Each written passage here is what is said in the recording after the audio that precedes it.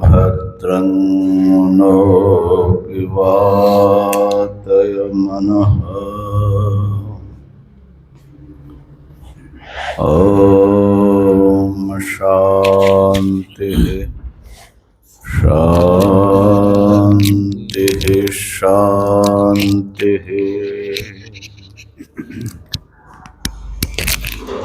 ॐ शन्नो मित्रः शं वरुणः शन्नो भवत्वर्यमा शन्न इन्द्रो बृहस्पतिः शन्नो विष्णुरुक्रमः।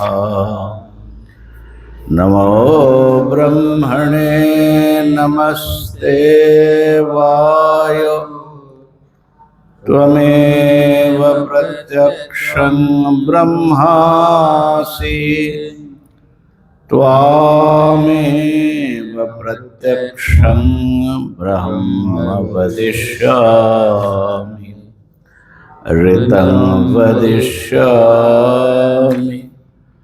सत्यं वदिष्यामि तन्मामवतु तद्वक्तारमवतु अवतु माम् अवतु वक्तारम्। ॐ शान्ति शान्ति शान्तिः। ॐ सहना भवतु सहनौ भुनक्तु सह वीर्यं करवावहै तेजस्विनावधीतमस्तु मा विद्विषावहै। ॐ शान्तिः शान्तिः शान्तिः। यैर्मे गुरुभिः पूर्वं पदवाक्यप्रमाणतः व्याख्याता सर्ववेदान्ता सान्नित्यं प्रणतोऽस्म्यहं तान्नित्यं प्रणतोऽस्म्यहम्।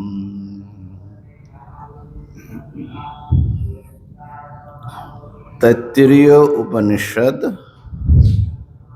ब्रह्मवल्ली ब्रह्म लक्षण उसका भाष्य के अनुसार हम लोग चिंतन कर रहे हैं, ब्रह्म को पहचानने का प्रयास कर रहे हैं।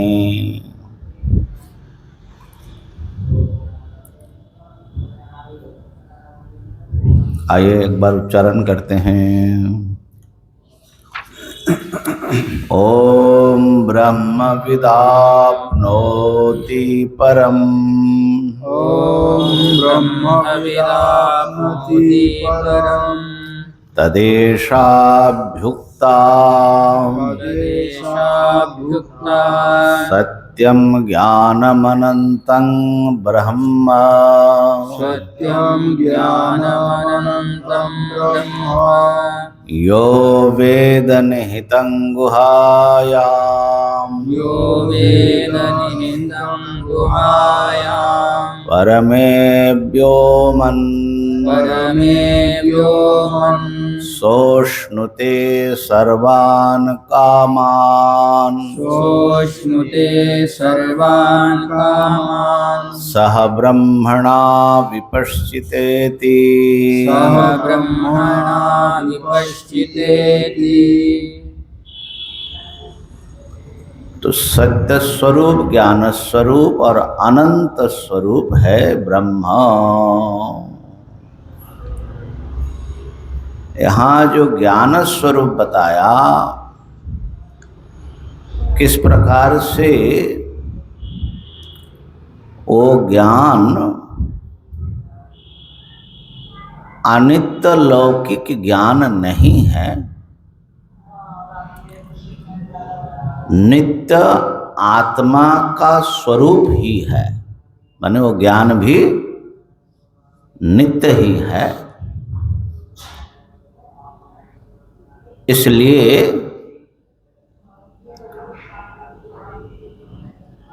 ज्ञान शब्द से कोई अनित्यता की आशंका न करे अथवा कारक की अपेक्षा है ऐसी शंका न करे, माने पारतंत्र का। क्योंकि वो जो ब्रह्म का जो ज्ञान है वो ब्रह्म का स्वरूपभूत ज्ञान है।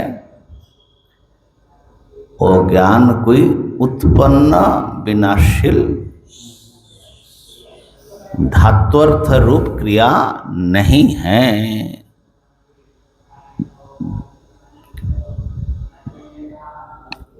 तो इसलिए यहाँ तक हम लोगों का हुआ था नित्यत्व प्रसिद्धि अतो नैव धात्वर्थः। इसलिए वो जो है धातु का अर्थ नहीं है। कौन से धातु का? ज्ञान पद में जो ज्ञान धातु आया है उस धातु का अर्थ क्रिया होती है ना। किसी भी धातु का अर्थ क्रिया होती है। तो वो चीज यहाँ पर ज्ञान सत्यम ज्ञानम में वैसा नहीं है, अक्रिया रूपत्वाद, क्योंकि वो अक्रिया रूप है। काल के पाठ में एक जो विशेष बात आया था कि सारे पदार्थों के भीतर बाहर उसके समस्त देश काल व्याप्त करके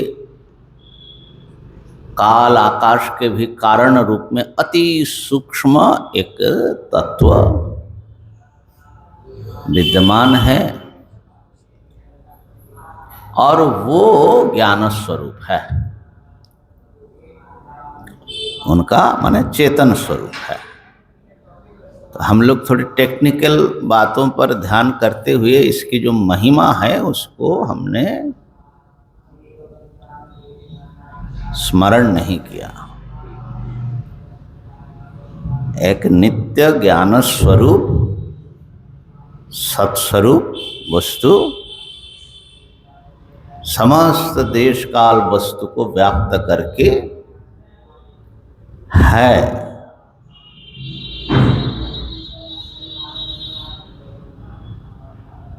ये जो सारे वस्तुओं में उसकी जो सत्ता है, उसकी जो उपस्थिति है, वो जो दिव्य सत्ता का निवास हो रहा है, तो ब्रह्म विचार करते समय हमें उसका ध्यान रखना चाहिए।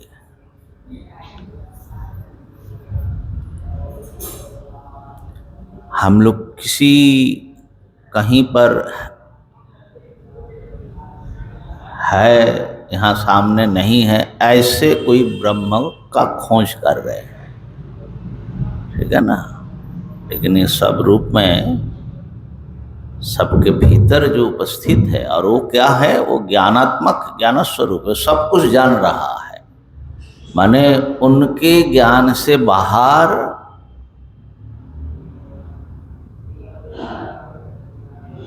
कोई भी चीज भूत भवद भविष्यत सूक्ष्म विप्रकृष्ट कुछ भी नहीं है। माने ब्रह्म सर्वज्ञ है।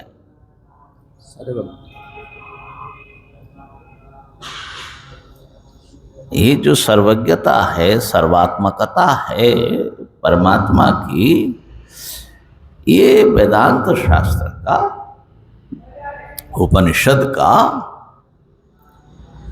ये विशेष दृष्टि है। यही ब्रह्म विद्या दुनिया में और कहीं ऐसे इस प्रकार से भगवान को या परमात्मा को नहीं समझा गया।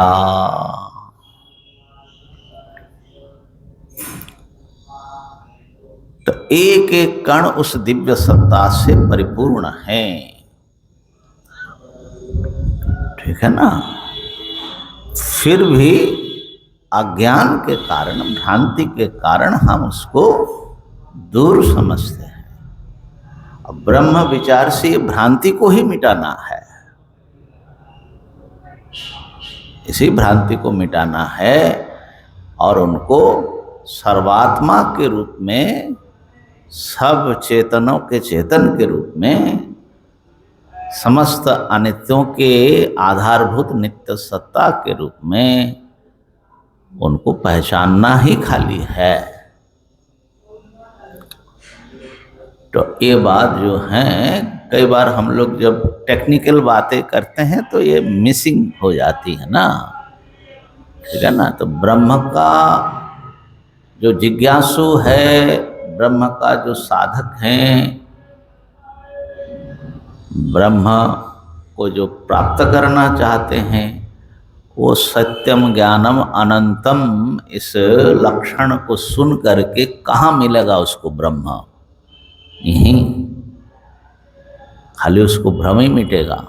ऐसा है, देखो ब्रह्म क्या अद्भुत चीज है भाई। हाँ,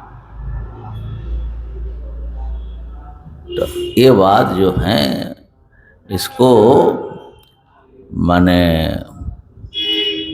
एप्रिशिएट करना हम लोग भूल जाते हैं, है ना। तो ब्रह्म ज्ञान स्वरूप है, कोई ब्रह्म का ज्ञान कोई उत्पन्न विनाशशील चीज नहीं है, वो नित्य ज्ञान स्वरूप है।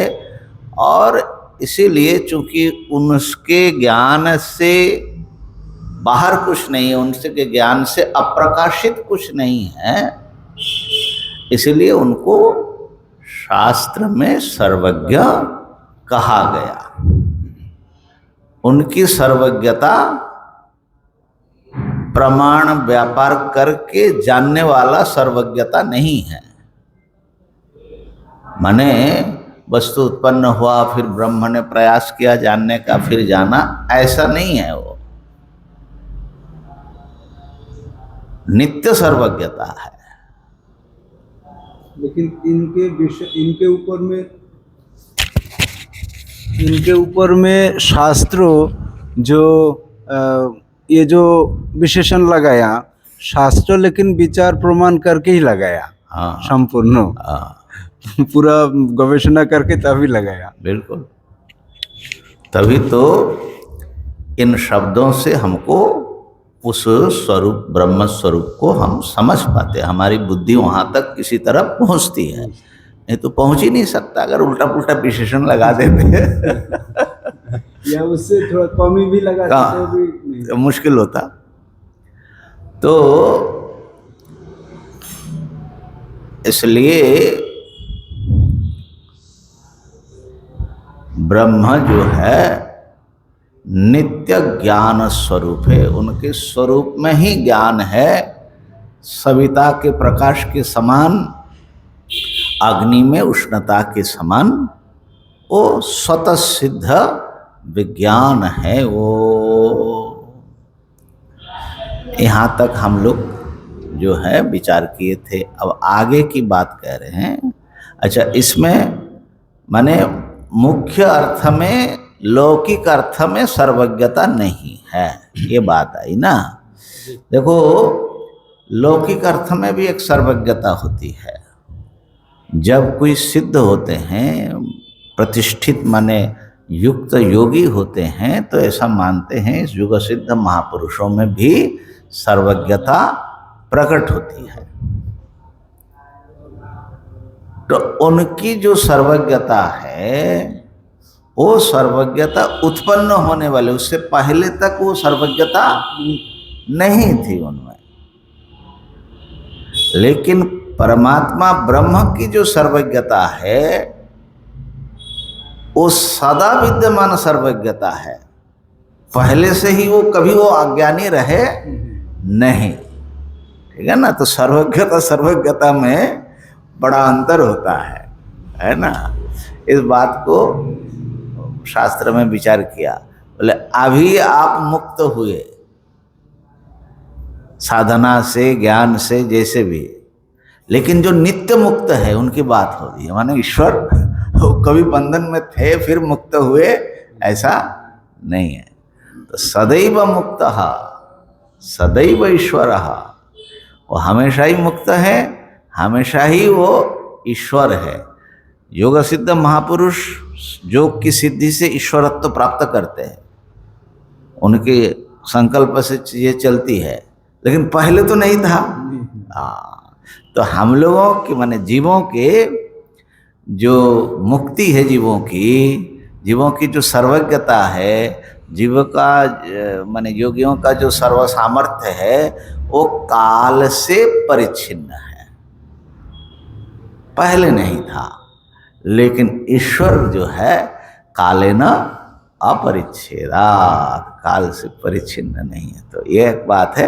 हाँ, यह है कि जब वेदांत की दृष्टि से जब ज्ञानी ईश्वर से एकात्मता की अनुभूति करते हैं तो वो भी ऐसे अनुभव करते कि मैं अभी सर्वज्ञ हुआ, ऐसा नहीं, हम हमेशा से ही ब्रह्म ही है, इस प्रकार।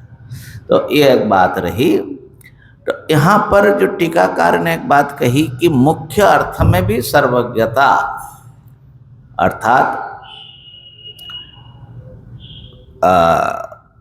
वृत्ति के द्वारा जो है किसी चीज को जानना, ऐसे भी सर्वज्ञता ब्रह्म में संभव है। क्यों? हमारा जो अंतःकरण है उसकी वृत्ति रूप ज्ञान है। तो ईश्वर का जो माया है ना, वो भी अंतःकरण जैसा है। तो माया की वृत्ति से भी उनको ज्ञान होता है।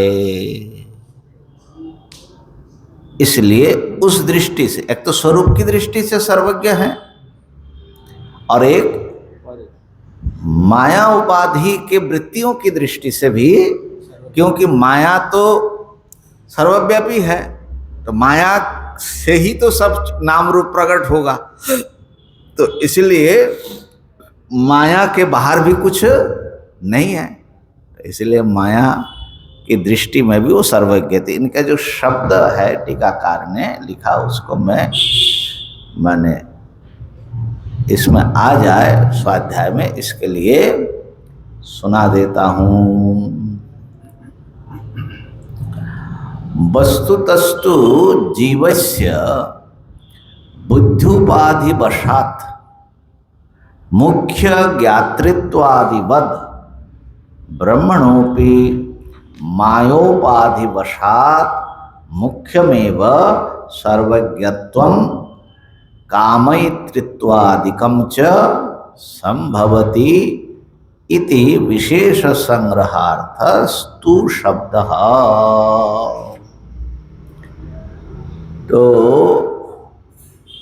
तो कहाँ आया? तस्मात् तु सर्वज्ञत्वं तस्मात् तु सर्वज्ञत्वं तद्ब्रह्म। नहीं वो नहीं। यत्तु ब्रह्मणो, हाँ, यत्तु तद ब्रह्मणो वहीं पर है शायद, है ना? हाँ, यत्तु तद तो शब्द एकदम शुरुआत में यत्तु तद ब्रह्मणो विज्ञानम, तो वहाँ पर ब्रह्म को विलक्षण रूप से सर्वज्ञता बता रहे हैं। तो उसका जो मुख्य अर्थ में भी सर्वज्ञता है। कैसे? पंक्ति का अर्थ सुन लो। जीव जैसे बुद्धि उपाधि के कारण मुख्य रूप से ज्ञाता बनता है, माने क्रियात्मक ज्ञानवान। जैसे पुस्तक का ज्ञान हुआ, उसका ज्ञान हुआ, शब्द का अनुभव हुआ, ऐसे अर्थ में जैसे जीव ज्ञाता होते हैं, ऐसे ब्रह्मणो अपि, ब्रह्म भी माया उपाधि वशात मुख्यमेव सर्वज्ञत्वम, ब्रह्म को भी माया उपाधि के कारण माया की वृत्ति रूप जो ज्ञान है वो ब्रह्म में होता है, तो ज्ञानवान है। सर्वज्ञत्व इसी अर्थ में भी संभव है, और इसी अर्थ में वो कामना भी उनमें संभव होता है। तो लेकिन जब माया उपाधि आएगा उसमें, उससे पूर्व में तो नहीं है। माने माया तो अनादिकाल से ही है ना, तो दोनों एक साथ में है। तो ये बात माने खाली आपको एक ध्यान दिलाने के लिए कि सर्वज्ञता पर बहुत कुछ चिंतन हो सकता है। अच्छा, अब चूंकि ब्रह्म का जो ज्ञान है वो ज्ञान नित्य है, धात्वर्थ नहीं है, माने क्रिया रूप नहीं है, इतना सिद्ध हुआ। उसी से सिद्ध हो जाएगा कि वो ज्ञान कर्ता नहीं होगा। अतएव च न ज्ञानकर्त्री तस्मादेव च न ज्ञानशब्दवाच्यमपि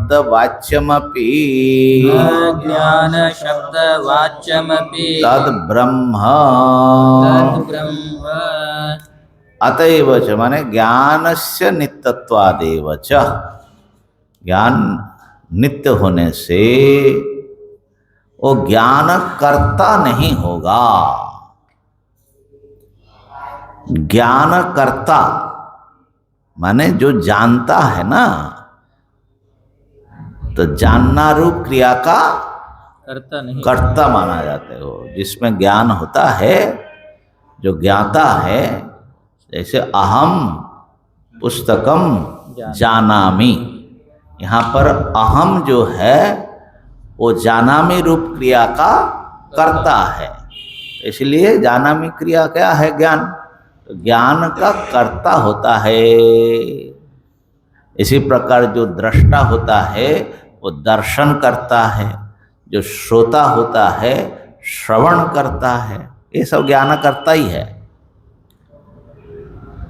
तो ज्ञान कर्ता तब होता है, देखो कर्ता उसको बोले जाते हैं जब वो कुछ क्रिया अपनी स्वतंत्रता से करता है। स्वतंत्र कर्ता, कर्ता, स्वतंत्र कर्ता। स्वतंत्रता क्या है? अन्य कारकों को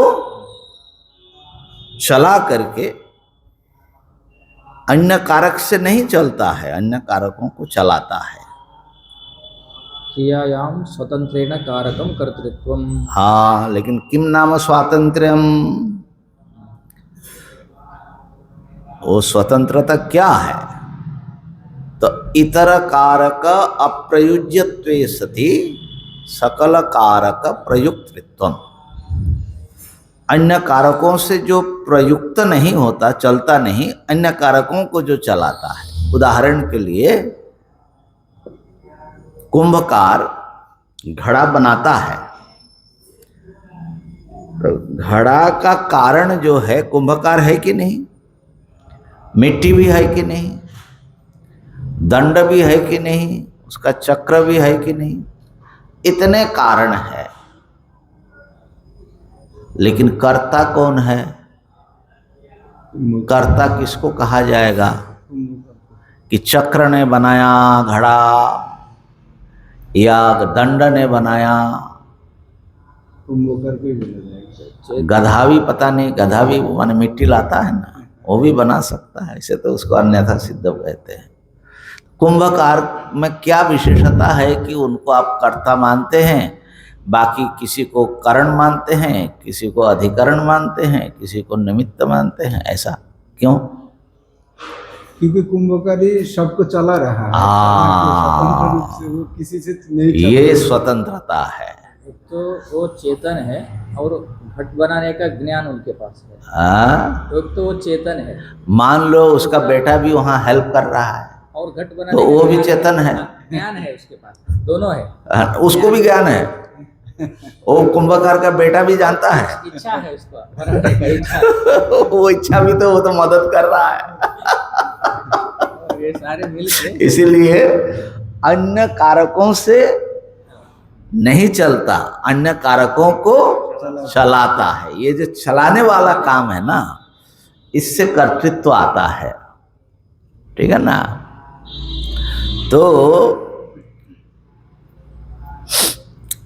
यहाँ पर जो ज्ञाता है वो अपने नेत्र आदि चला करके पुस्तक आदि का ज्ञान प्राप्त करता है। तो वो जो ज्ञान क्रिया, उस ज्ञान क्रिया को वो अपनी स्वतंत्रता से, माने करणों को चला करके वो करता है।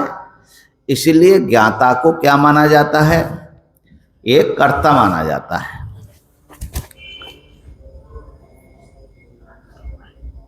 तो अब अगर ज्ञान रूप कोई क्रिया हो, ज्ञाता के द्वारा, तब तो वो कर्ता होगा। लेकिन ज्ञान कोई क्रिया ही नहीं है, ज्ञान यहाँ नित्य ज्ञान है, स्वभाव उस पहले से ही है। उसके कसम कस से कुछ होना जाना, अगर कसम कस कर सकता है आपका ब्रह्म तो हिल डुल सकता हो तो ऐसी स्थिति में ब्रह्म का जो स्वरूपभूत ज्ञान है, उस ज्ञान का उसको कर्ता नहीं माना जा सकता, क्योंकि वो ज्ञान नित्य है। और नित्य होने से उनमें स्वतंत्रता, हाँ, जैसे वो है ऐसे उनका ज्ञान भी है। उसका परतंत्र तो कोई ये नहीं है, तो परतंत्र कोई चीज है। हाँ, ज्ञान में चल नहीं रहा था। चलो अब जो हो रहा है ठीक है। तो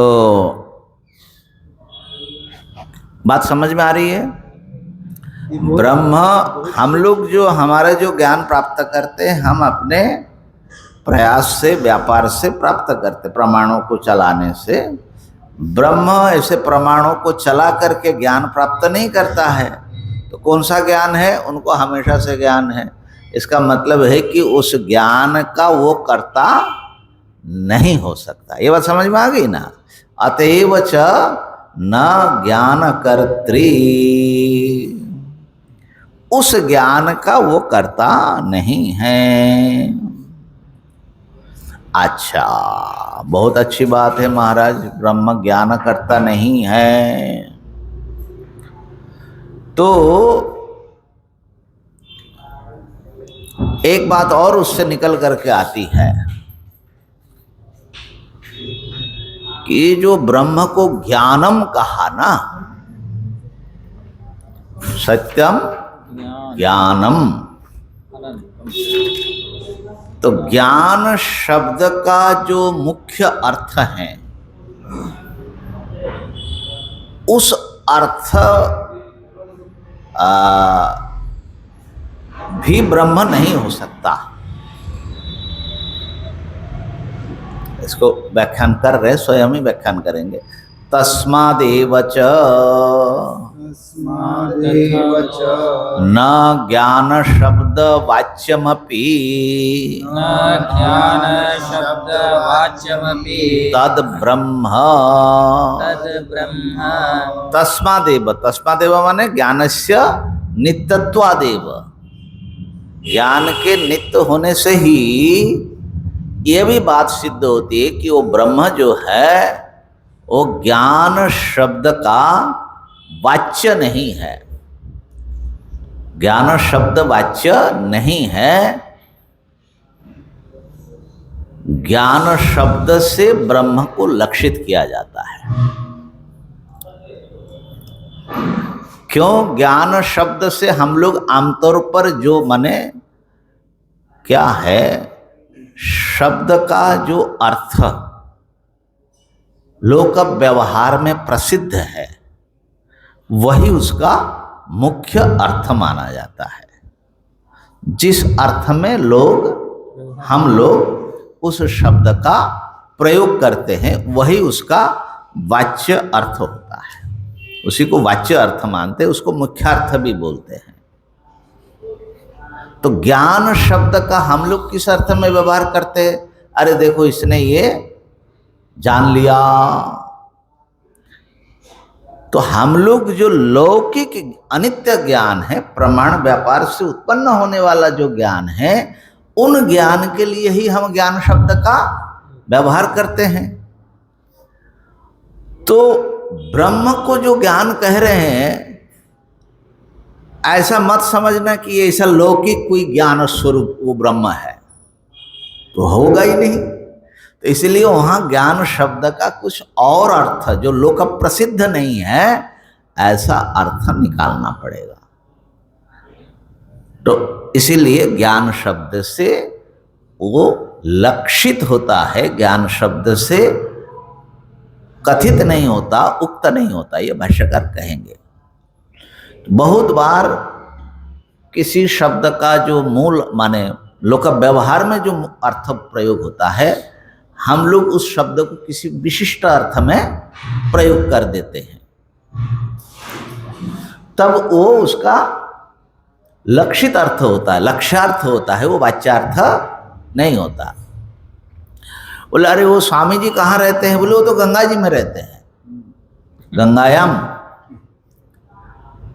अब गंगा जी में कोई स्वामी जी कैसे रहेंगे भाई? अरे वो कहाँ मिलेंगे? गंगा जी में मिलेंगे। हाँ, गंगा जी में मिलेंगे। ये भी बात है।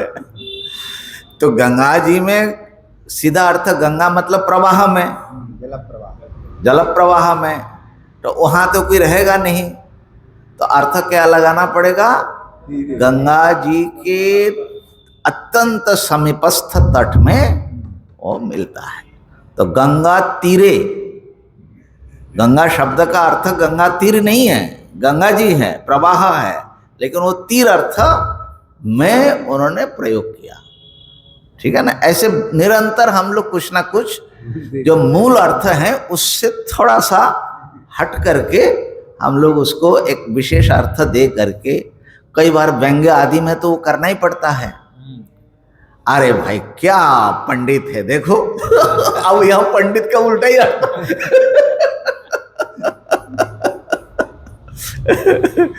लोग समझ भी लेते हैं जब। हाँ हाँ, हम लोग हाँ माने व्यवहार में आता है वो। हम लोग भी टैलेंट है। नहीं, अगर टैलेंट नहीं होगा ना तो शास्त्र का अर्थ भी हम लोग नहीं समझ पाएंगे ना। हाँ, तो फिर शास्त्र व्यर्थ हो जाएगा। तो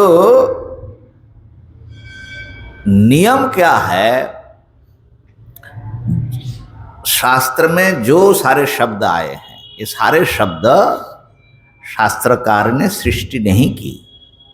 लोक में व्यवहार में आने वाले शब्दों से ही उन्होंने अपनी बात कही, कहना ही पड़ेगा, क्योंकि अलौकिक शब्द अगर तैयार करे तो किसी को समझ में नहीं आएगा, व्यर्थ हो जाएगा, फिर व्यर्थ हो जाएगा। तो इसीलिए ये माना जाता है लोकावगत सामर्थ्य शब्द वेदेपि बोधका, मीमांसकों का नियम है। लोकावगत सामर्थ्य शब्द, जिस शब्द का लोक में, लोक व्यवहार में जिस अर्थ में, जिस अर्थ को समझाने में सामर्थ्य है, ठीक है ना, उस सामर्थ्य को जो व्यक्ति पहले जानता है कि ये गंगापद का ये अर्थ है, वही वेद में वही शब्द अर्थबोध कराने में समर्थ हैं। अगर अलौकिक कोई शब्द सृष्टि करे तो उसका अर्थ बोध नहीं होगा। हाँ, इतना जरूर है, हम लोग कुछ परिभाषा बनाते हैं, वो लोक में नहीं आता। जैसे पाणिनि जी ने नदी बना दिया। क्या है? हाँ, युस्त्रियाख्यो नदी। अब पाणिनि जी का नदी कौन है? जिस शब्द में दीर्घ उकार और क्या है दीर्घ इकार हो, उसकी नदी संज्ञा हो जाएगी स्त्री माने लिंग में, है ना। और वृद्धि क्या है? वृद्धिर आदज, जो आ है और ऐ और ओ, ये इनका नाम है वृद्धि। अदेन गुणाः। हाँ, ऐसा सब उन्होंने बनाया। अब वृद्धि, अब हम लोग वृद्धि का मतलब क्या समझते हैं? बढ़ना, बढ़ रहा है कोई चीज, है ना। अब वो वृद्धि अगर अपने अष्टाध्यायी में ढूंढने लग जाए तो वो मिलेगा ही नहीं। अरे भाई, वो शब्दों की परिभाषा उन्होंने बनाया। और नदी समझ करके पहले जब हम पढ़े युस्त्रियाख्यो नदी, क्या कर दिया, कहाँ नदी और कहाँ युस्त्रियाख्यो इस शब्दों को नदी बता रहा है। तो वो परिभाषा बनाई जाती है तो उसको समझाना पड़ता है कि भाई जब मैं जिस शास्त्र लिख रहा हूं उसमें ये शब्द मिलेगा तो लोक में जो अर्थ आप समझ रहे वो अर्थ नहीं लेना, उसको इस अर्थ में लेना। तो वो परिभाषा मानी जाती है, पारिभाषिक शब्द, ठीक है ना। लेकिन सारे पारिभाषिक ही शब्द हो तो बोध ही नहीं होगा। माने सैकड़ों 100 शब्द में 2-4 शब्द आप परिभाषा बना दे तो समझा सकेंगे कि भाई ये इस अर्थ में हमने नया शब्द गढ़ा है, तो चल जाएगा। परिभाषा शास्त्र ही बना। अब परिभाषा से ही खाली शास्त्र भरते तब काम बनेगा नहीं, ठीक है ना। तो इसलिए ये ध्यान देने की है, खास करके द्वैतवादियों ने जब शास्त्र का अर्थ किया तो अपने मनमानी सब अलौकिक दिव्याति दिव्य ऐसा सब बोलते रहते हैं, है ना। लेकिन वेदांतियों ने, माने अद्वैत वेदांतियों ने जो प्रसिद्ध अर्थ हैं उसी को रख करके शास्त्र का अर्थ किया। और जहां पर प्रसिद्ध अर्थ चल नहीं सकता, उसका बाध बैठा हुआ है, जैसे गंगा जी में मिलेंगे, वहां पर प्रवाह अर्थ ले नहीं सकते, वो अन्य कारणों से उसमें विद्यमान है, तो वहीं छोड़ करके उसके दूसरा अर्थ जो उस संदर्भ में ठीक है वो लिया जाता है। इतना माने वेदार्थ करने में इतनी सजगता चाहिए, है ना। लोग कह देते कि गीता का श्लोक का तो ये भी अर्थ हो सकता है, ये भी अर्थ हो सकता है। नहीं हो सकता है।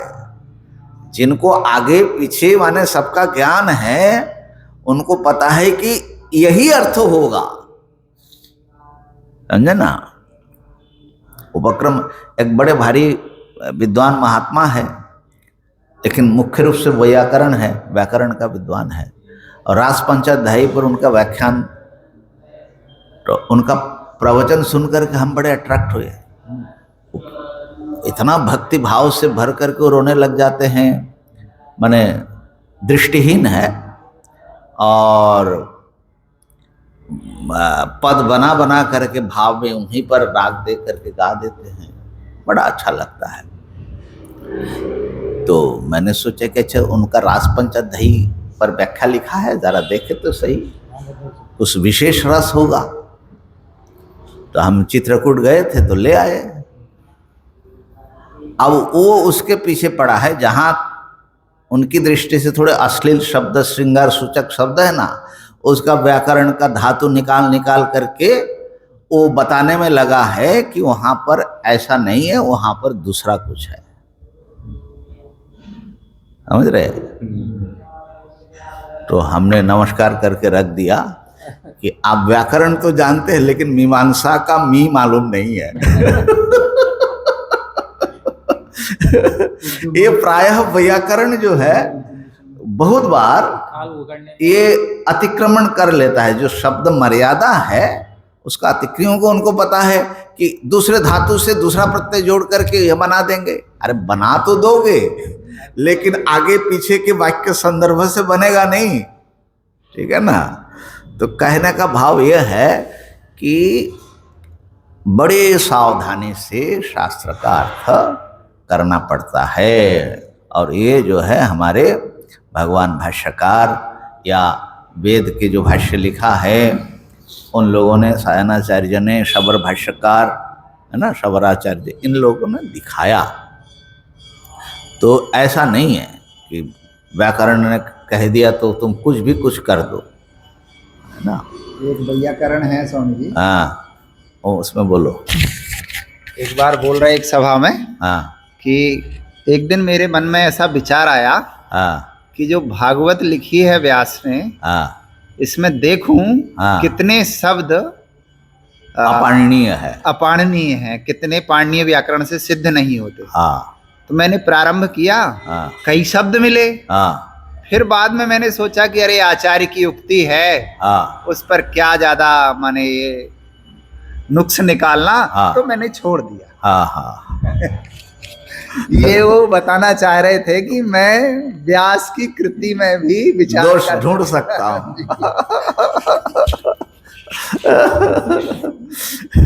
तो इसके विषय में क्या है, उक्ति है कि एक बड़ी सुंदर उक्ति है, कहीं कहाँ पढ़ा था मैंने कि गोस्पदे वाली। हाँ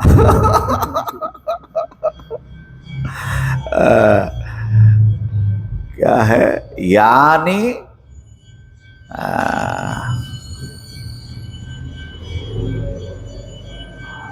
व्यासो व्याकरणार नवाद,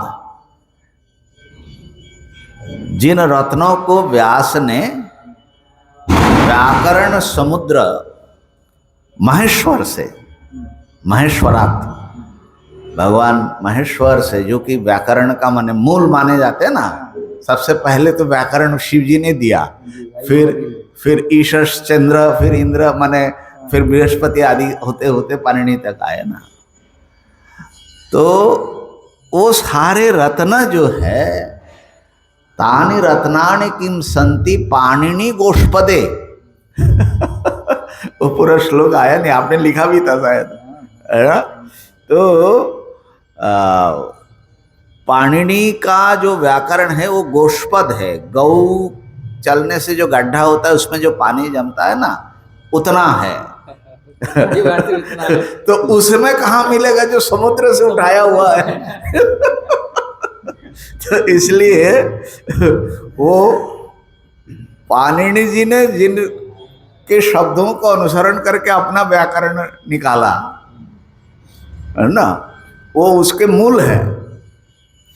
अगर वो उसको सिद्ध नहीं कर पा रहे थे, इसकी कमी है, इसलिए पाणिनि जी ने वैदिक व्याकरण अलग ही लिख दिया। अगर उन्हीं सूत्रों से, नियमों से चलता तो अलग क्यों करते।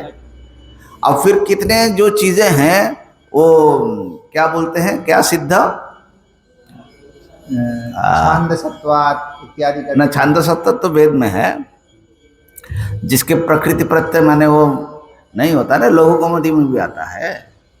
क्या सिद्ध है, निपात सिद्ध, निपातनाथ। निपातनाथ। निपातनाथ का मतलब क्या है, नहीं होता, वो गिरा है आसमान से। हाँ माने वहां से गिरा है, इसलिए इसका धातु प्रत्यय ये सब खोजने से नहीं मिल रहा है, लेकिन व्यवहार तो हो रहा है। तो व्याकरण भाषा का अनुसरण करे, जरूरी नहीं कि भाषा व्याकरण के अनुसारी हो। खैर ये तो दूसरी बहस है। तो ऐसे मर्यादा व्याकरण के प्रेमी कई बार अति उत्साह में अपना क्षेत्र भूल जाता है। तो यहाँ कह रहे हैं भैया, ऐसी स्थिति में ज्ञान शब्द जो प्रयोग हुआ, तो सत्यम ज्ञानम अनंतम ब्रह्म में, तो ज्ञान शब्द का लोक में जो अर्थ प्रसिद्ध है, जिसको उसको बोलते हैं वाच्य अर्थ, वही होना चाहिए। लेकिन हो नहीं सकता वो। क्यों?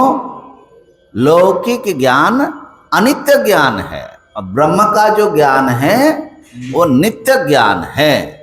तो इसलिए अनित्य ज्ञान अर्थ में यहाँ ज्ञान शब्द का प्रयोग नहीं है। तस्मादेव च न ज्ञान शब्द वाच्यमपि तद ब्रह्म। ज्ञान शब्द का वाच्य वो ब्रह्म नहीं है, क्योंकि वाच्य अर्थ अनित्य ज्ञान में है। तो फिर क्यों प्रयोग कर दिया ज्ञानम? हाँ सुनिए। तथापि तद आभास वाचकेन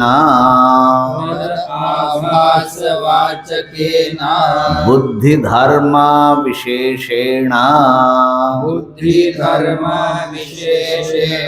ज्ञान शब्देन तल्लक्ष्यते न तु उच्यते। तथापि, तथापि माने ज्ञान शब्द के वाच्य न होने पर भी, ज्ञान शब्द से ब्रह्म स्वरूप को नहीं कहा जा सकता, ऐसा होने पर भी माने वाच्यत्वा भावे भी तद आभास वाचकेन बुद्धि धर्म विषयेन। तो ज्ञान शब्द का वाच्य क्या है? ज्ञान शब्द का वाच्य है तद आभास वाचकेन, ब्रह्म का या चैतन्य का आभास लिया हुआ, आभास का वाचक है ना, आभास वाचक बुद्धि धर्म विषयक जो ज्ञान शब्द है, माने जो बुद्धि का धर्म, मर्धि का परिणाम हुआ ना, जैसे पुस्तकाकार बुद्धि की वृत्ति हुई, ठीक है ना, उस वृत्ति में चैतन्य का एक आभास पड़ता है और फिर वो वृत्ति जो है चेतन सा प्रकाशक जैसा बनता है। माने ये जो पुस्तक को दिखा रहा है, पुस्तक प्रकाशित हुआ हमारे लिए ना, तो पुस्तक प्रकाश करने वाला आलोक क्या है? ये जड़ आलोक तो नहीं है, ज्ञान। तो ज्ञान में वो सामर्थ्य कैसे आया? तो ज्ञान माने क्या है? आपके मन का एक परिणाम, एक रूप, बुद्धि का एक परिणाम। तो बुद्धि का धर्म है, माने बुद्धि की वृत्ति है वो। उसमें बुद्धि अत्यंत स्वच्छ होने से उसमें चैतन्य का एक आभास पड़ता है और वो आभास पड़ने से वो प्रकाश जैसा दिखता है। जैसे उदाहरण के लिए दर्पण, दर्पण अपने आप में प्रकाश रूप नहीं है, लेकिन प्रकाश में रखोगे दर्पण को तो दर्पण कैसा होगा? सबसे अलग चमकता हुआ ऐसा मालूम पड़ेगा कि वह आलोक है ना। ऐसे हमारे बुद्धि वृत्ति का भी ऐसा ही स्वभाव है। तो ये जो प्रकाश के प्रतिबिंब को लेकर के मानो कि वो प्रकाश हो गया, इसलिए उसको ज्ञान शब्द से कहा जाता है, ठीक है ना। तो ज्ञान शब्देन माने कौन कौन है? ज्ञान शब्द का मुख्य अर्थ क्या है? आभास वाचकेन, जो ज्ञानाभास का वाचक है, माने ब्रह्म स्वरूप जो चैतन्य रूप जो ज्ञान है उसके आभास का, उसका आभास जिस बुद्धि में पड़ा, वृत्ति में, उसका वाचक है ज्ञान शब्द।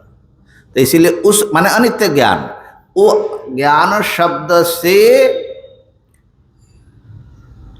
इसीलिए ज्ञान शब्देन तल्लक्ष्यते, ऐसा जो ज्ञान शब्द है, अनित्य ज्ञान बताने वाला, बुद्धि वृत्ति रूप ज्ञान को बताने वाला जो ज्ञान शब्द है, उस शब्द से ब्रह्म रूप ज्ञान को स्वरूपभूत ज्ञान को लक्षित किया जाता है, न तो उच्चते, कहीं नहीं जाती है, कहा नहीं जाता है। कहा जाना मतलब वाच्य रूप में कहा नहीं जाता है, संकेत से कहा जा रहा है। न तो उच्चते।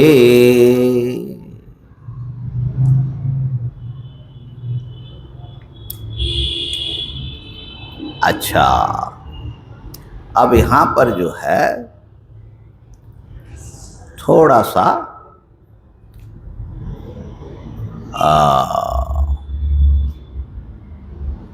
विचार आवश्यक है कि ये जो ज्ञान है, पुस्तक का ज्ञान, घट का ज्ञान, जो घटपट आदि वस्तुओं का प्रकाशक जो ज्ञान है ना, ये ज्ञान और ज्ञाता, ज्ञाता को ज्ञान होता है। ज्ञान जो है ज्ञाता की क्रिया है या ज्ञाता का धर्म है, जानना।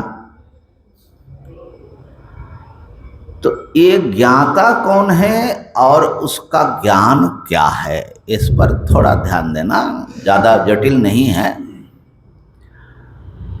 वेदांत की परिभाषा के अनुसार, उसमें भी प्रक्रिया अनेक है, अंतःकरण अवच्छिन्न जो चैतन्य है उसको ज्ञाता कहा जाता है। हाँ जी, चिदाभास बोला मैंने, जो बोल रहा हूं वही ध्यान देना। क्या बोला?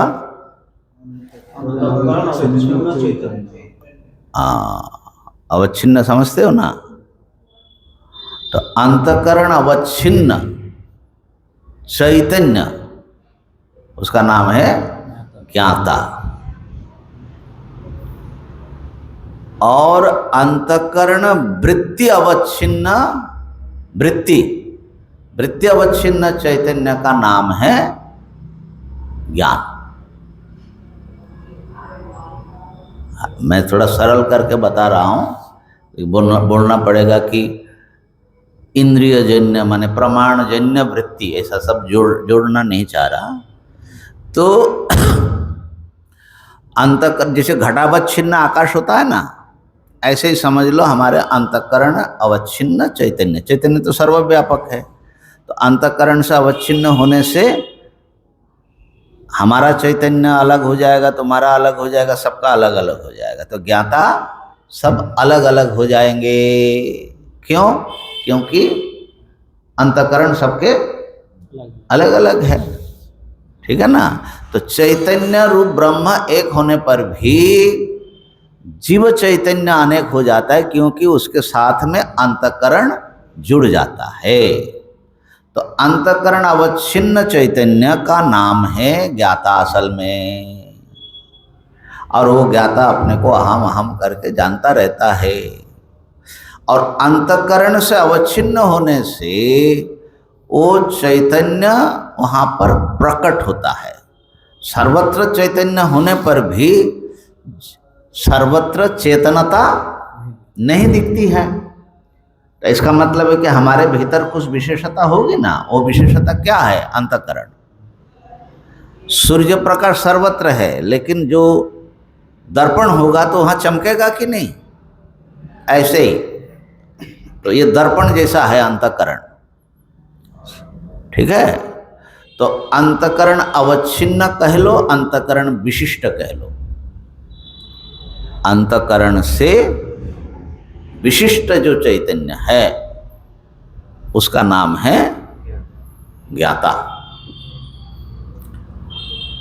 तो ये जो ज्ञाता का स्वरूप है वो, उसमें दो चीज आ गया, चैतन्य भी आ गया और अंतःकरण भी आ गया, दोनों मिल गया। इसको मिलने का नाम बोलते हैं अध्यास, तादात्म्य अध्यास, ठीक है। अब अंतःकरण जो है पानी जैसा है, वो टल टल टल टल करता है, इधर बहन, जिधर चाहे वो बहना चाहता है। अब आंखों का छेद मिल गया तो आंखों के छिद्र से अंतःकरण बाहर निकल पड़ा। तो अंतःकरण जो बाहर निकलेगा पुस्तक में जाएगा, तो अंतःकरण तो पानी बताया ना, तो नाले से जैसे पानी निकलता है ऐसा निकल करके वो जा करके जहाँ तक पहुँचा वहाँ तक वैसा आकार ले लेगा। तो ये जो विषय का आकार लिया हुआ है उसको बोलते वृत्ति। क्या बोलते हैं? वृत्ति। अब वृत्ति से जो अवच्छिन्न चैतन्य है, वृत्ति भी स्वच्छ है ना, तो वृत्ति भी जहां बनेगी वहां पर चैतन्य प्रतिबिंबित होगा या चैतन्य वहां पर प्रकट हो जाएगा। अवच्छिन्न वृत्ति से घेर गया, तो वृत्ति के घेरे में आने से चैतन्य के आवरण हट गया, वो प्रकट हो गया। ये सब प्रक्रिया हम लोगों ने वेदांत संग्रह में बहुत विचार किया। तो ये जो वृत्ति से अवच्छिन्न, या सरल करके बोले वृत्ति माने पुस्तकाकार वृत्ति में प्रकटित जो चैतन्य है, वो चैतन्य भी कैसा है? जैसा वृत्ति है वैसे ही आकार वाला, उसका नाम है ज्ञान। तो ज्ञान जो है वो ज्ञाता का एक हिस्सा है।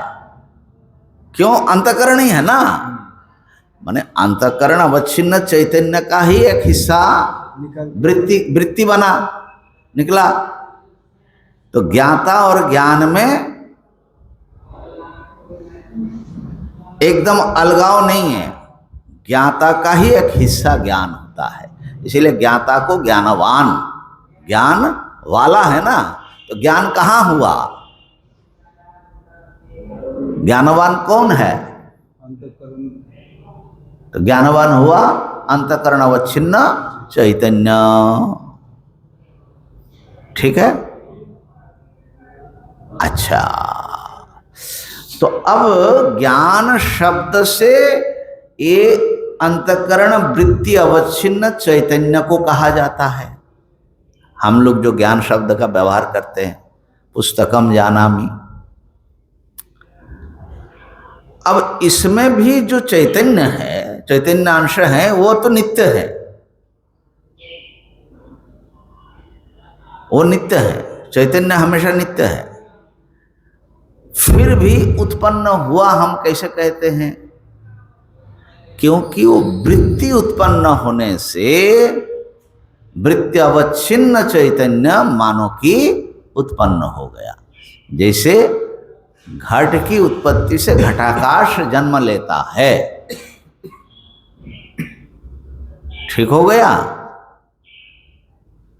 तो ये जो ज्ञान शब्द का वाच्य है, ज्ञान शब्द से जो कहा जाएगा, उसमें चैतन्य और वृत्ति को मिला करके कहा जाएगा। ऐसा मिला करके तुम ब्रह्म को समझोगे तो वो होगा नहीं, तो अनित्य हो जाएगा। अब आपको समझना है ब्रह्म कैसा है। ब्रह्म न ऐसा ज्ञान है न ऐसा ज्ञाता है। ब्रह्म कैसा है? ब्रह्म है ज्ञाता के भीतर, ज्ञान के भीतर, और यहाँ तक कि ज्ञेय के भीतर जो सदा विद्यमान ज्ञान स्वरूप है वो। तो इसीलिए ज्ञान शब्द से उसको कहा नहीं जा सकता, उसको लक्षित किया जा सकता है, अंगुली निर्देश किया जा सकता है। कैसे उसको कैसे निर्देश करते? माने नित्य ज्ञान को कैसे पकड़ते? अनित्य ज्ञान शब्द से, ठीक है ना। तो भाई ज्ञान शब्द वृत्ति अवच्छिन्न चैतन्य को कहते हैं। वृत्ति को अगर हम छोड़ दें तो वो जो चैतन्य मात्र है उसको नित्य होने में कोई दिक्कत नहीं है। तो खाली माने वृत्ति से उपलक्षित चैतन्य, ठीक है ना। माने चैतन्य स्वरूप को समझाने के लिए यहाँ ज्ञान शब्द का प्रयोग हुआ है, न कि वृत्ति विशिष्ट चैतन्य को समझाने के लिए। असल में ऐसे जो हम लोग ज्ञान शब्द समझते हैं, समझ जा रहा है, पूरा भी करना है। ज्ञान शब्द का बिहारी जी दो अर्थ होता है। ज्ञान माने विषय का प्रकाश। एक तो प्रकाश किसी चीज को जो दिखाता है, तो विषय अवभाषक जो होता है या विषय अवभास जो होता है उसको ज्ञान कहा जाता है। ठीक है ना। दूसरा एक अर्थ होता है ज्ञान जो अज्ञान को नष्ट करे। ठीक है। अब ये दोनों चीज दो से आ रहा है। वृत्ति अज्ञान नष्ट कर सकता है और जो चैतन्य अंश है वो वस्तु को प्रकाश करता है। ये दोनों जहां पर होता है वहां पर ज्ञान शब्द का मुख्य माने वाच्य अर्थ होता है। हम लोग किसी चीज को जानते हैं माने वस्तु देखते हैं, अरे ये तो रस्सी है, और उससे हमारा उस वस्तु विषयक अज्ञान भ्रांति दूर भी होता है। तो दोनों काम जहां होता है वहां तो ज्ञान शब्द मुख्य अर्थ में है, वाच्य अर्थ में। लेकिन कई बार एक अर्थ में भी ज्ञान शब्द का प्रयोग होता है ना। जैसे जो ब्रह्म ज्ञान जब होता है तो ब्रह्म तो स्वयं प्रकाश है, यह आत्मज्ञान। तो ज्ञान के द्वारा, वृत्ति के द्वारा उस ब्रह्म का प्रकाश नहीं हो सकता। अरे भाई वृत्ति तो खुद ही जड़ है, क्या प्रकाश करेगा? वृत्ति तो ऐसा करता भी नहीं है। और वृत्ति अवच्छिन्न चैतन्य के द्वारा भी ब्रह्म का प्रकाश नहीं हो सकता, क्योंकि ब्रह्म तो नित्य प्रकाशित वस्तु है ना।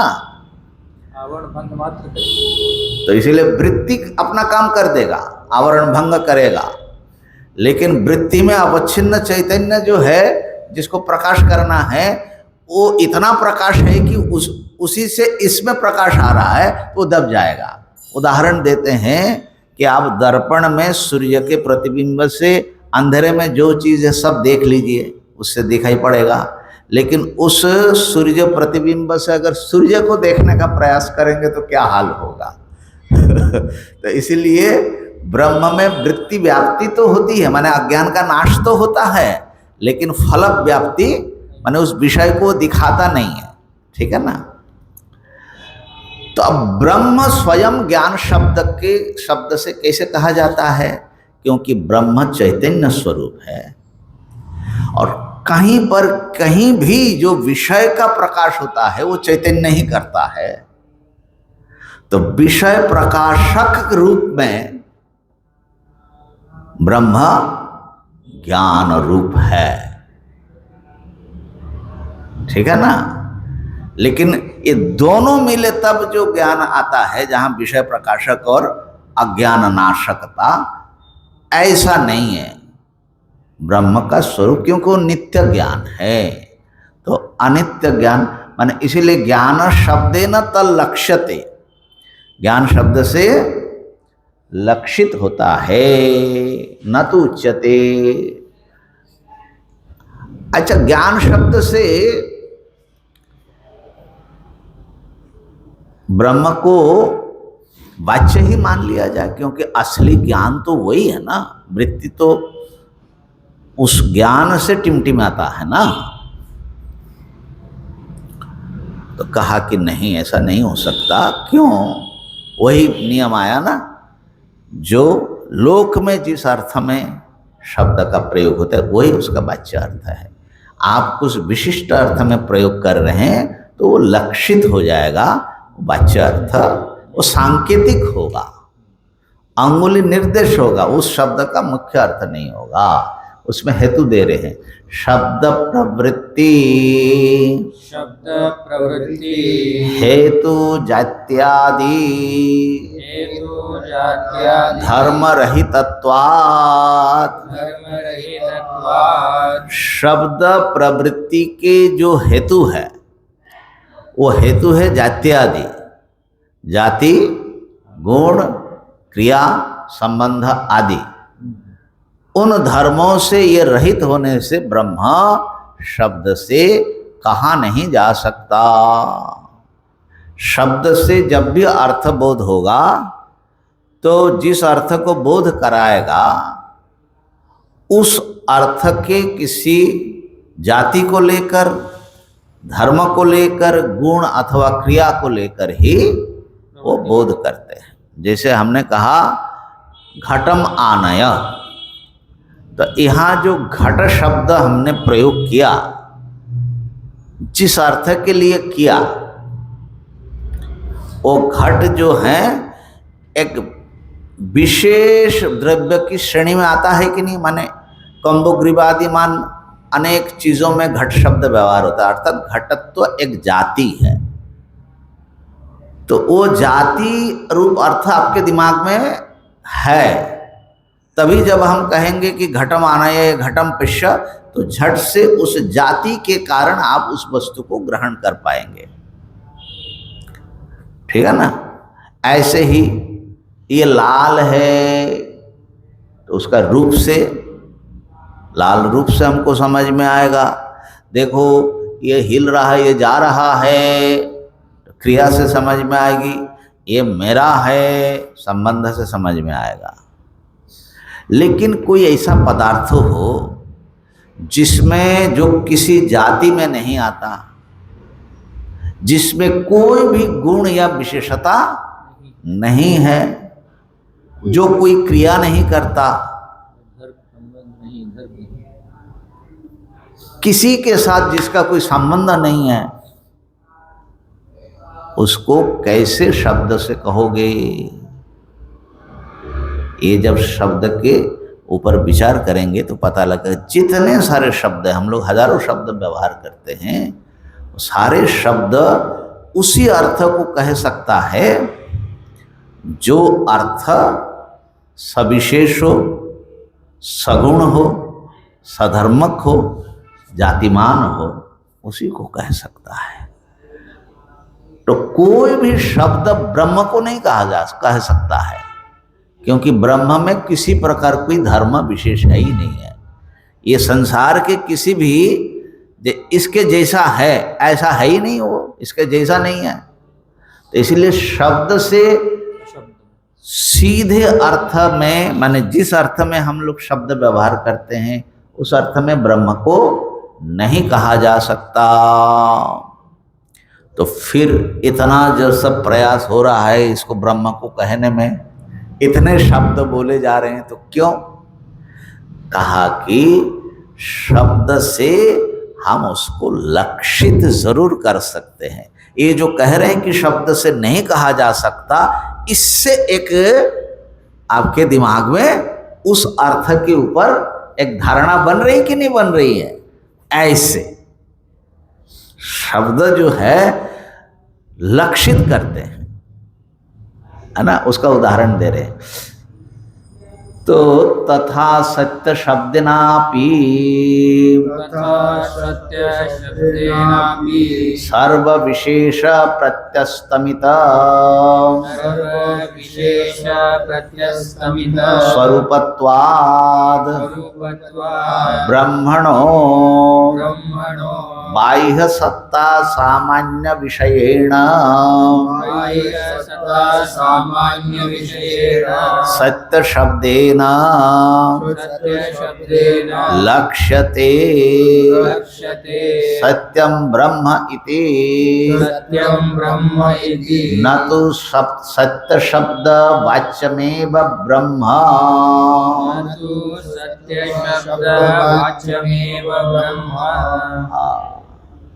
जैसे ज्ञान शब्द से ब्रह्म को नहीं कहा जा सकता, ऐसे ही सत्य शब्द से भी ब्रह्म को नहीं कहा जा सकता, क्योंकि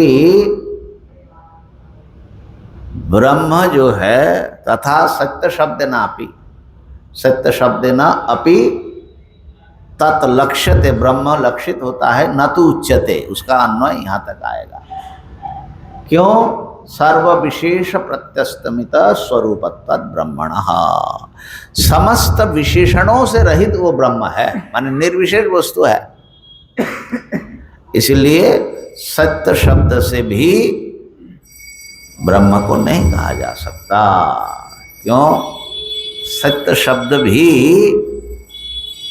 मिथ्या आदि से भिन्न करके जहाँ पर सत्यत्व नाम का धर्म आदि है, ऐसे किसी वस्तु को ही वो समझाएगा। ब्रह्म ऐसा नहीं है, तो कैसे समझाएंगे? तो कह रहे हैं कि बाह्य सत्ता सामान्य विषयेण सत्य शब्देन। देखो, सत्य शब्द का वाच्यार्थ फिर कौन है? ब्रह्म तो सत्य शब्द का वाच्यार्थ नहीं है। तो सत्य शब्द का व्यवहार हम लोग किस में करते हैं? इस व्यवहारिक जगत में। रस्सी सत्य है, सर्प मिथ्या है। तो सत्य किसको बता रहे हैं?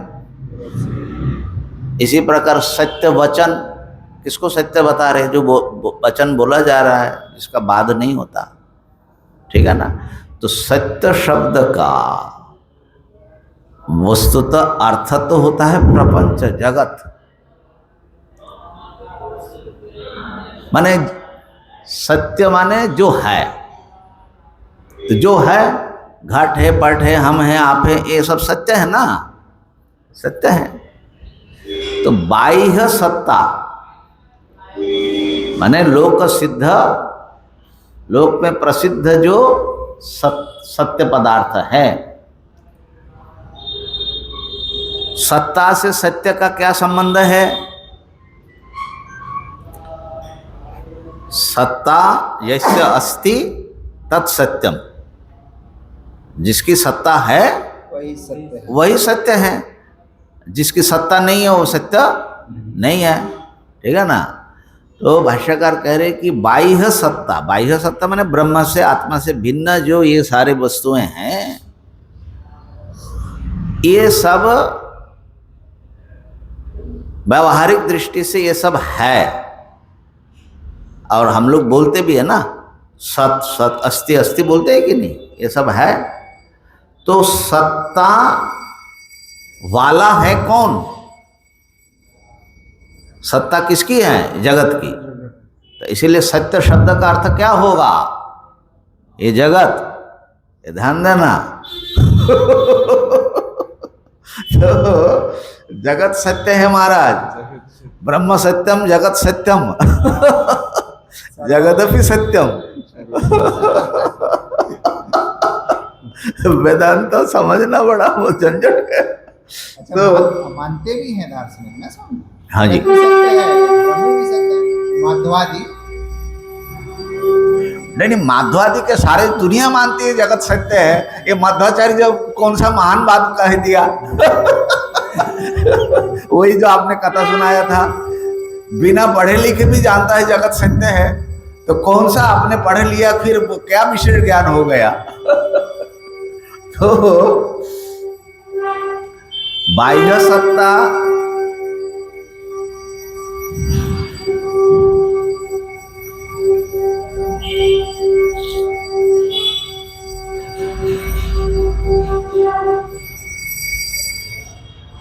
तो बाह्य सत्ता सामान्य विषयेण सत्य शब्देन। बाह्य सत्ता माने इंद्रिय से जिस सत्ता को हम पकड़ सकते हैं, ऐसी सत्ता रखने वाले जो पदार्थ हैं उनके लिए सत्य शब्द उनको कहते हैं, माने सत्य शब्द वाचक है उसका। ऐसे सत्य शब्द से हमको कैसा, किसको समझाना है? इन समस्त पदार्थों से अतीत एक निर्विकार और निर्विशेष निर्धर्मक पदार्थ को। अब ये जो भी सत्य, पुस्तक सत्य है तो इसमें पुस्तकत्व जाति है, उसका अपने गुण है, धर्म है, सब होगा ना। लेकिन तो सत्य शब्द तो अनेक धर्म आदि से विशिष्ट पदार्थों को समझाता है। और हमको यहाँ पर माने श्रुति जो है सत्य शब्द का प्रयोग कर रहे हैं एक ऐसे अलौकिक तत्व के लिए। तो इसीलिए सत्य शब्द का वो लक्ष्यार्थ होगा, लक्ष्यते सत्यम ब्रह्म, न तो सत्य शब्द वाच्यमेव ब्रह्म, सत्य शब्द का वाच्य नहीं है। तो सत्य शब्द जो है, ऐसे तो जो अबाधित है, जिसका बाध नहीं होता लौकिक प्रमाण से, वही सत्य है, ठीक है ना। अबाधित तत्व माने अव्यभिचारी तत्व, जिसको हमने कहा जिसका व्यभिचार नहीं होता, लेकिन जिसका कभी भी बाध नहीं होता, ऐसा जो अर्थ निकाल रहे हैं अभी, जिसका कभी भी व्यभिचार नहीं होता, ऐसा जो वस्तु है, किसी भी देश में, किसी भी काल में, किसी भी वस्तु में जिसका अभाव नहीं होता, वो है सत्य। ये जो एक विशेष अर्थ में प्रयोग हुआ यहाँ पर ना, तो ये सांकेतिक रूप में ब्रह्म को समझाया गया। तो सत्य शब्द के वाच्य भी ब्रह्म नहीं है, ठीक है ना।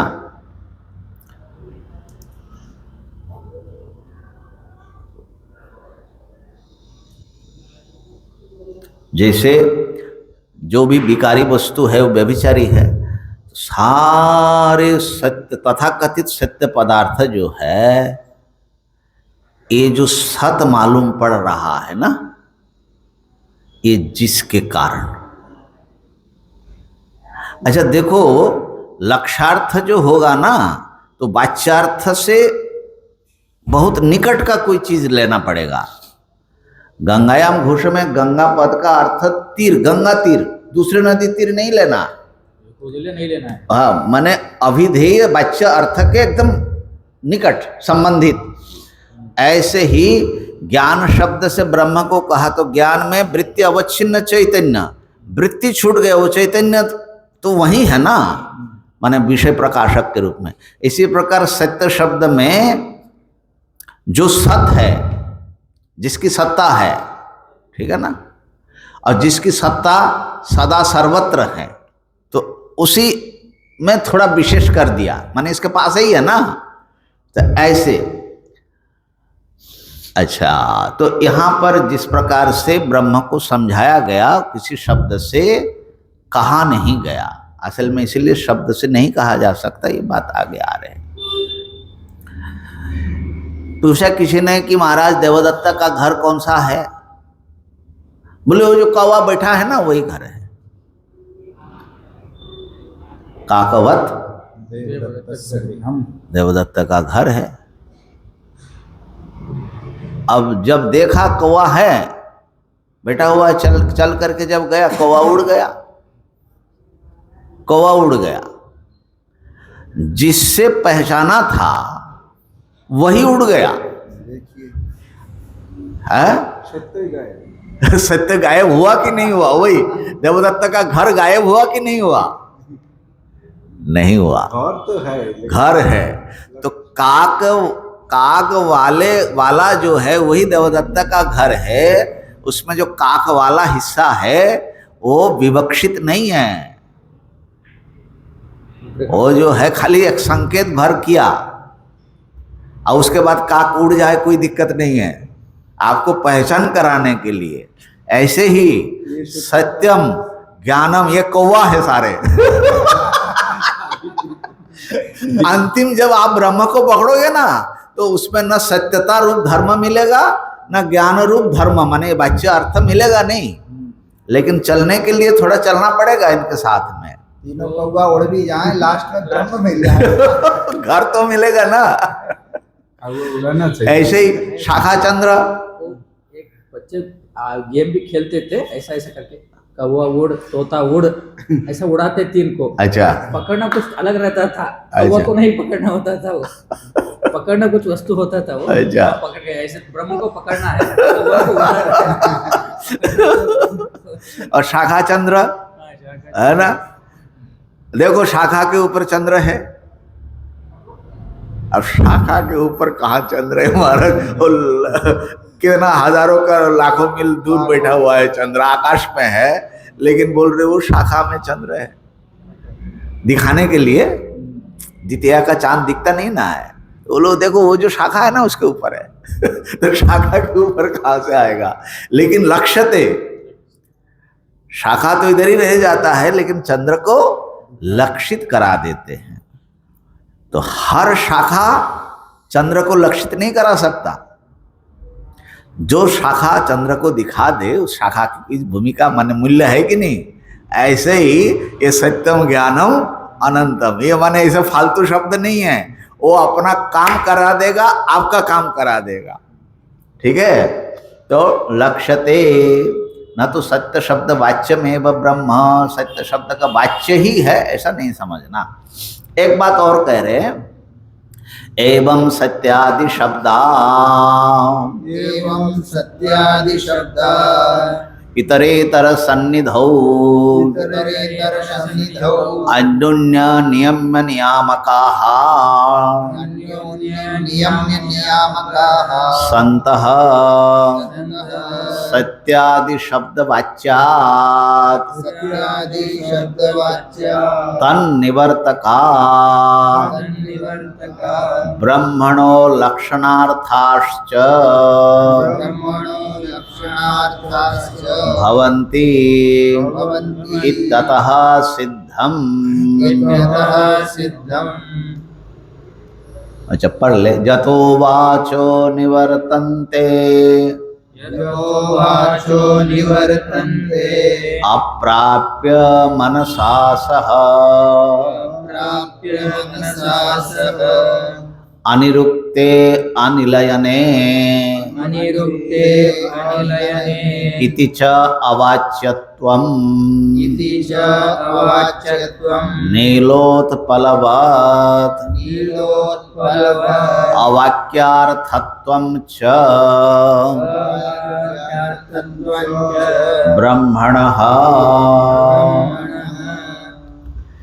अब ये जो सत्यादि जो तीन पद का माने लक्षण वाक्य का व्याख्यान का उपसंहार कर रहे भाष्यकार। एवं इस प्रकार से जो हमने दिखाया आपको उस प्रकार से सत्यादि शब्द, ये जो सत्य ज्ञान और अनंत शब्द हैं, ये शब्द अपने अपने वाच्यार्थ को छोड़ता है। क्यों छोड़ता है? इतरेतर सन्निधौ, वो दूसरे दूसरे पद के सन्निधि में होने से, माने अभी आ रहे हैं उस पर इतरेतर सन्निधौ, और इसलिए अन्योन्य नियम्य नियामकाः, एक दूसरे से नियमित होता है, नियम्य होता है, और एक दूसरे को नियामक हो जाता है। नियम्य नियामका संतः सत्यादि शब्द वाच्यत, सत्यादि शब्द वाच्य से तत् माने उस ब्रह्म का निवर्तक हो जाते हैं ये पद। ठीक है ना? इसलिए ब्रह्म के लक्षण के रूप में ये हो जाते हैं। भवंती माने क्या बोल रहे? जैसे सत्य पद का प्रयोग किया, सत्यम ब्रह्म, लेकिन साथ साथ में कहा कि ज्ञानम ब्रह्म। ठीक है ना? तो इसका मतलब अपने आप आएगा कि जो सत्य है वो ज्ञान भी है। माने सत्य अलग और ज्ञान अलग तो नहीं है। अलग होता तो सत्यम ज्ञानम नहीं ना बोलते। तो जो सत्य है उसको ज्ञान भी होना पड़ेगा, और जो ज्ञान है उसको सत्य भी होना पड़ेगा। ठीक है ना? तो अब सत्य शब्द का जब हम व्यवहार करते हैं तो जड़ पदार्थों में भी सत्य शब्द का व्यवहार करते हैं, लेकिन जड़ पदार्थ तो ज्ञान रूप नहीं है। तो अब चूंकि ऐसा सत्य हमको खोजना है जो ज्ञान भी हो, अब ये ज्ञान पद जो है सत्य शब्द को नियंत्रित कर रहे कि नहीं, तुम ऐसा सारा जो चाहे तुम्हारा जितना पेट में आ जाए सब माने निकाल दो, ऐसा नहीं होगा। तो जो जड़ है और जो बाधित हो जाता है ऐसा सत्य चलेगा नहीं। तो ज्ञान बोलेगा कि ज्ञान रूप माने चेतन रूप सत्य चाहिए। हाँ, तो नियमन कर दिया। इसी प्रकार ज्ञान शब्द जो है, सत्य ज्ञान मिथ्या ज्ञान सबके लिए प्रयोग होता है। अब सत्यम ज्ञानम, अरे भाई नहीं, दूसरा ज्ञान नहीं चलेगा, सत्य ज्ञान चाहिए, मिथ्या ज्ञान नहीं चाहिए। इसका मतलब है कि विकार विषयक जितने भी ज्ञान है वो तो मिथ्या ज्ञान है। तो ये जो दोनों एक दूसरे के निकट सन्निधि में पढ़ा गया है और उसके कारण दोनों के अर्थ में सामान्य अर्थ से अलग कुछ निकल रहा है, ये ध्यान देना पड़ेगा अर्थ करते समय। अन्योन्य नियम्य नियामकाः, ठीक है ना, इधर इधर और साथ में अनंत लगा दो तो फिर तो और बात हो जाएगी। कैसा सत्य चाहिए? जिसका कभी कोई अंत कहीं पर ना मिले, ठीक है ना। कैसा ज्ञान चाहिए? जिस ज्ञान का अंत नहीं है, माने जो ज्ञाता से अलग, ज्ञेय से अलग जो ज्ञान है वो तो अंत वाला ज्ञान हो जाएगा। तो भाई हम जिसको ज्ञान समझ रहे उस ज्ञान से काम चलने वाला नहीं है। ऐसे जो है अन्योन्य नियम नियामका संत सत्यादि शब्द जो है वो माने हम मनमानी जो है वाच्यार्थ को नहीं छोड़ रहे हैं, ये दूसरा पद बता रहा है कि वो चल नहीं सकता यहाँ पर, ठीक है ना। इसलिए वाच्या तन्निवर्तका, और इस प्रकार से ब्रह्म का वो लक्षणार्थक होता है। ब्रह्म को वाच्य रूप में नहीं कहते हैं। भवन्ति अतः सिद्धम, इसलिए सिद्ध क्या होता है? ये जो कहा यतो वाचो निवर्तन्ते, जहां से सारे शब्द वापस लौट आते, जिसको बिना कहे अप्राप्य मनसा सह, मन के सारे विचार भी जहां से लौट आते हैं, ठीक है ना। मन और वाणी जिसके स्वरूप को कहने में समझने में असमर्थ है, ऐसा जो बताया कि वो शब्दातीत है, अवाच्य है। इसी प्रकार दूसरी श्रुति है अनिरुक्ते अनिलयने, जो निरुक्त नहीं होता, माने शब्द की शक्ति से जिसको कथन नहीं किया जा सकता। निरुक्त माने जिसको कहा जाता है, उक्त होता है। अनिरुक्त ये जो है, बोलो ब्रह्म मौन व्याख्या प्रकटितम, ठीक है ना। अनिरुक्ते और अनिलयने, निलयन माने आधार, आश्रित। ये सारा दुनिया किसी में आश्रित है और वो ब्रह्म अनिलयन है। ब्रह्म का कोई निलय माने घर, धाम। ब्रह्म जो है बिना घर का, बिना धाम का, बिना आश्रय का, माने अनाश्रित वस्तु है। बेघर है, बेघर सही बात है, अच्छा बोला, बेघर है। अनिलयने, वैकुंठ धाम, साकेत धाम और हाँ, बिना धाम का है, बेचारा कोई धाम नहीं है ना। तो इति च अवाच्यत्वम, इस प्रकार से ब्रह्म अवाच्य है।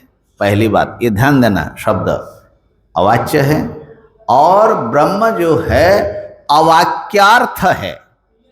किसी भी वाक्य का अर्थ नहीं होता, ठीक है। अवाक्यार्थत्वम च,